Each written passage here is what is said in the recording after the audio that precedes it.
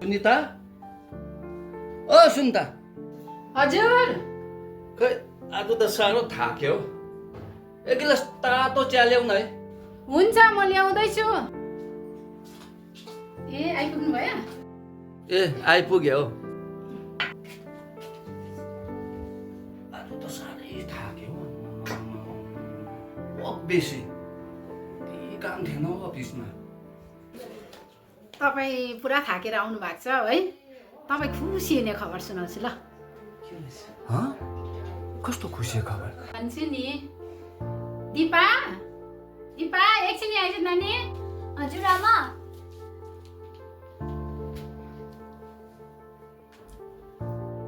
अनि के हो आज त छोरी त निकै खुसी देख्छु त नानी त पास भएछ नि क्लास 12 ए पास भयो बधाई छ छोरी तिमीलाई बधाई छ छोरी अब पास त भइस् है अब के गर्ने विचार छ तेरो आमा म कलेज पढौँ भनेको सुन्नु भयो होला नि छोरी कलेज पढ्छु भन्दैछ छोरी त कलेज पढाउनु त पर्ने नै हो अब खर्च पनि बढ्ने भयो अब पैसाको जोगाड भन्ने चाहिँ कहाँबाट गर्नु किन तपाईँ त चिन्तामा पर्नु भयो त त्यही त अब खर्चकै त कुरा आयो अब फिस मात्रै तिरेर त कहाँ भयो त अब छोरीलाई राम्रो राम्रो लुगाहरू पनि त किनिदिनु पर्यो लुगा मात्रै त कहाँ भयो त कुरा मोबाइल पनि त किनिदिनु पर्यो मोबाइल बिना त अहिले कामै चल्दैन कमसेकम 20-25 हजारको खर्च त रहेछ अब कहाँबाट चाहिँ चाँजो मिलाउनु साँच्ची एकपल्ट त्यो स्कुलमा के फर्म भर्नु लगाएको थियो नि के पो थियो दिपा आमा त्यो त कन्याश्रीको फर्म हो नि अन्त पैसा पाइस् त त्यसको बाबा क्लास 8 देखिको 12 सम्म 1,000 गरेर वर्ष पछि त पाएँ त ए खै क्लास 12 सकेपछि 25,000 पनि पाउँछ भन्दै थियो सरले त 25,000 हजुर त्यो गएर पासबुक खोज त भोलि म ब्याङ्कमा गएर चेक गरिहाल्छु हो म खोज्छु अब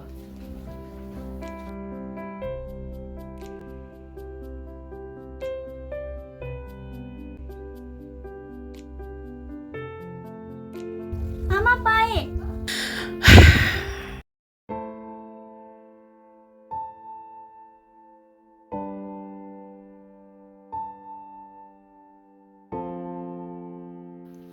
बसेछ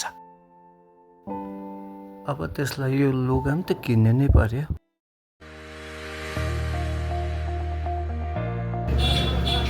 ए भाइ एउटा ठिकैको मोबाइल छ भने एउटा हेरौँ न हजुर हुन्छ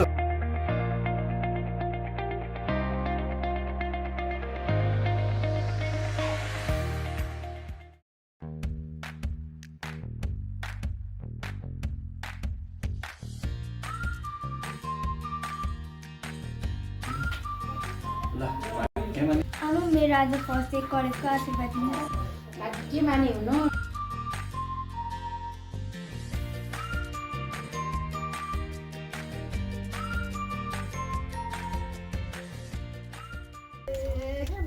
बिन्दु ठिकै छौ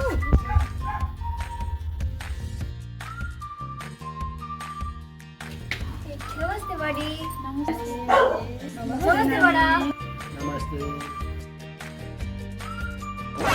कता हिँड्नुभयो त नानी तपाईँ बडा आज मेरो कलेजको फर्स्ट डे हो नि कलेज हजुर बडी ए हुन्छ गएको रमेश दाजुको छोरी पनि कलेज जाने भइसकेछ नि लुगा पनि त दामी दामी लाउने भएछ। मोबाइल पनि कस्तो दामी बोकेको रहेछ। कमाइ त त्यति राम्रो छैन नि त्यो रमेशको। त्यही त दाजु। एकपल्ट त्यसो घरमा जाउँ होइन त, पत्तो लागिहाल्छ नि।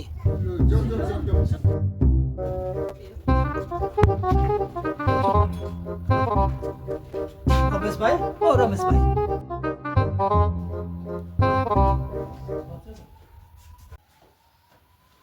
ए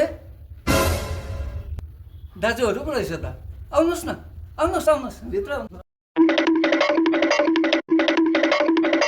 ए आज कताबाट तपाईँहरू सबै पो आउनु भएछ त? हजुर यसो घुम्दै आएको नि। त्यसै त होइन होला, केही त काम छ होला तपाईँहरूको। ए त्यसै आएको नि। अन्त दि नानी त कलेज जानु थालेछ नि है? हजुर जाँदैछ त। चटाक चिटिक परेर मोबाइल पनि बोकेर जाँदै थियो त। मोबाइल त दामी थियो त दिदी। पैसा त रमेश भाइ राम्रो जोगाड गरेको रहेछ है। कहाँ हामी जस्तो साधारण मान्छेले कहाँ सकिन्छ र त्यत्रो पैसा? यत्रो महँगो मोबाइल पनि किनिदिनु भएछ।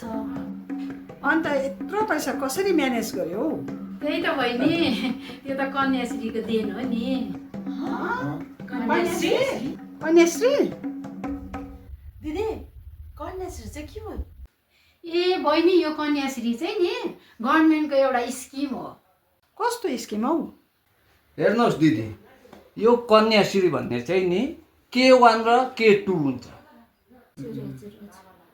K1 मा चाहिँ छोरी नानीहरूले क्लास 8 देखि क्लास 12 सम्म वर्षको 1000 रुपियाँ गरेर पाउँछ।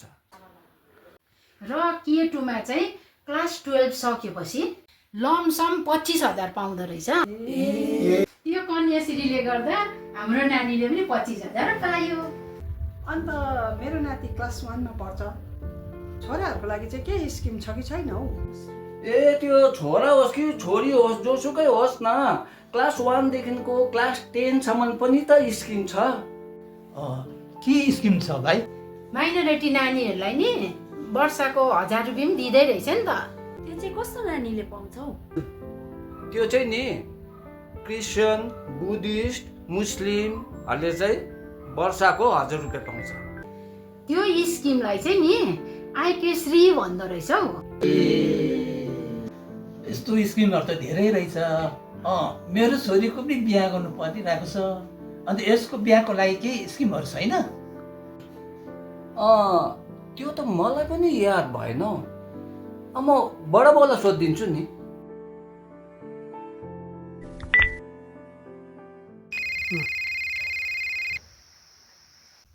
हेलो, म रमेश बोलेको सर।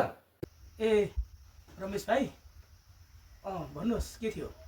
होइन सर, तपाईँलाई एउटा सानो कुरा सोधौँ भन्दै थियो कि सर। के कुरा भन्नुहोस् न।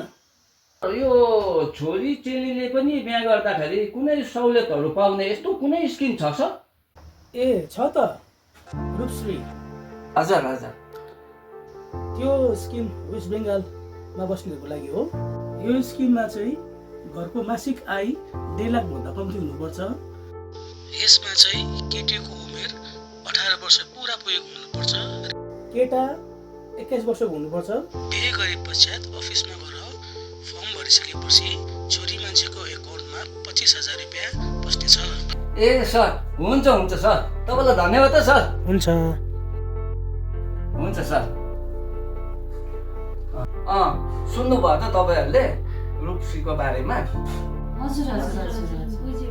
हजुर, आज चाहिँ हामी क्लियर भयो। एउटा कन्याश्री, अर्को आइकाश्री, अर्को रूपश्री। आज चाहिँ हामीले धेरै राम्रो राम्रो कुराहरू बुझ्नु भयो। तिमीले त अन्त यसो चिया पानी पनि कसैलाई सोधेनौ? ला, तपाईँहरूलाई त मैले चिया पनि सोधिनँ, पानी पनि सोधिनँ। ल अब पर्दैन बहिनीहरू, बुहारी भनौँ, बहिनी भने पनि अब पर्दैन, हामी जान्छौँ। ल हुन्छ, हामी गयौँ। नमस्ते।